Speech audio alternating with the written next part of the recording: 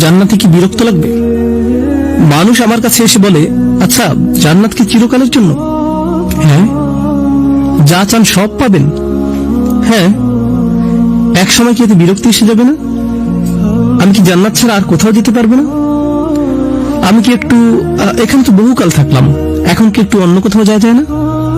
এর উত্তর সূরা কাহফের 3 নম্বর আয়াতে মা কিফিনা শব্দের মধ্যেই দেয়া আছে। আল্লাহ এখানে বলেছেন, তোমরা সব সময় সেখানে নতুন কিছু একটা পাওয়ার আশায় থাকবে, সব সময় অভিনব আরো কিছু পাওয়ার প্রতীক্ষায় থাকবে।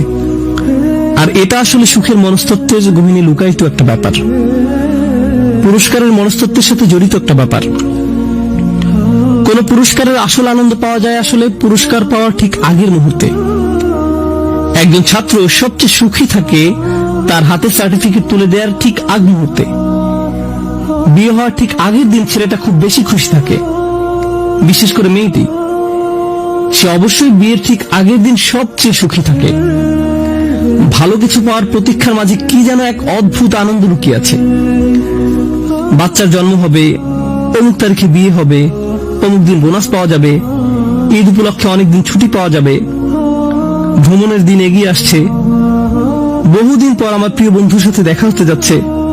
এই যে অপেক্ষা, এই অপেক্ষার মাঝে আসলে এক ধরনের আনন্দ আছে। মূলত আপনি যদি অপেক্ষার সময়টা দূর করে তাৎক্ষণিক জিনিসটা পেয়ে যান, তখন আনন্দটা হয় খুবই ক্ষণস্থায়ী। আর পেয়ে যাওয়ার পর আশ্চর্যজনকভাবে অল্প সময় পরে কি ঘটে, এটা আর তেমন কি। আমি আমার বাচ্চাদের উপর এ নিয়ে পরীক্ষা নিরীক্ষা চালাই, কারণ আমার বাসায় এক্সপেরিমেন্টাল সাবজেক্ট আছে। একবার নিউ ইয়র্কে মুসলিম স্টুডেন্ট অ্যাসোসিয়েশনের এক প্রোগ্রাম শেষ করার পর তারা আমাকে কিছু সম্মানই দিতে চাইল। বললাম, এমএসএ থেকে আমি কোনো সম্মানই নেই না, সরি। তারা বলল, আপনাকে কিছু একটা নিতেই হবে। তখন বললাম, ঠিক আছে, তাহলে আমার বাচ্চাদের জন্য বিশাল 1 বক্স লেগো নিয়ে আসেন। তো তারা আমাকে বিশাল 2 বক্স লেগো দিল। বাসায় এনে আমি সেগুলো শেলফে রাখলাম। তারপর আমার 2 ছেলেকে বললাম, 30 দিন পর তোমরা এগুলো খুলতে পারবে। তারা দুজন পুরো অস্থির হয়ে গেল, পাগল হওয়ার মতো অবস্থা। আব্বা, আমরা কি এখন খুলতে পারবো? আব্বা, আমরা কি এখন খুলতে পারবো? Please please please. না, 30 দিন পর।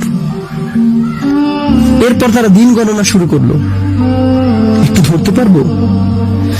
আমি 2 দিন যাবত বললাম, না, ধরতে পারবে না। 3য় দিন বললাম, আচ্ছা ঠিক আছে, তোমরা এখন ধরতে পারবে।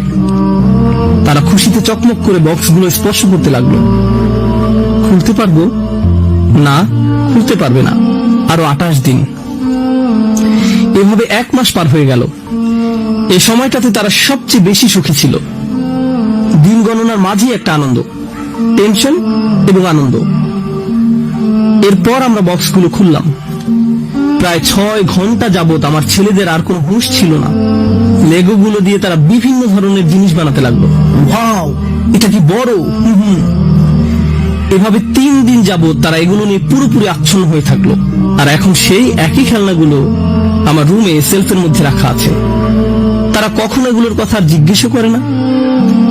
তাদের আনন্দের সবচেয়ে সেরা অংশ কোনটা ছিল? অপেক্ষার মুহূর্তটা, প্রত্যাশার সময়টা। সেই ছোটকাল থেকে এখন পর্যন্ত আমরা সবাই এরকম। এটা হলো দুনিয়ার প্রতীক্ষা।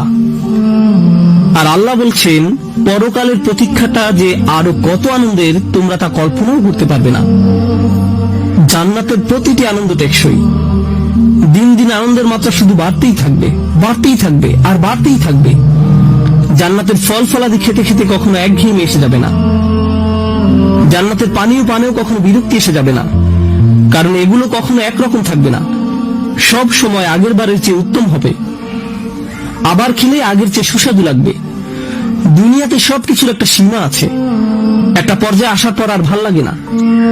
কিন্তু জান্নাতে প্রতিটি আনন্দ সব সময় বৃদ্ধি পেতে থাকবে। এটাই হলো মা কিফিন।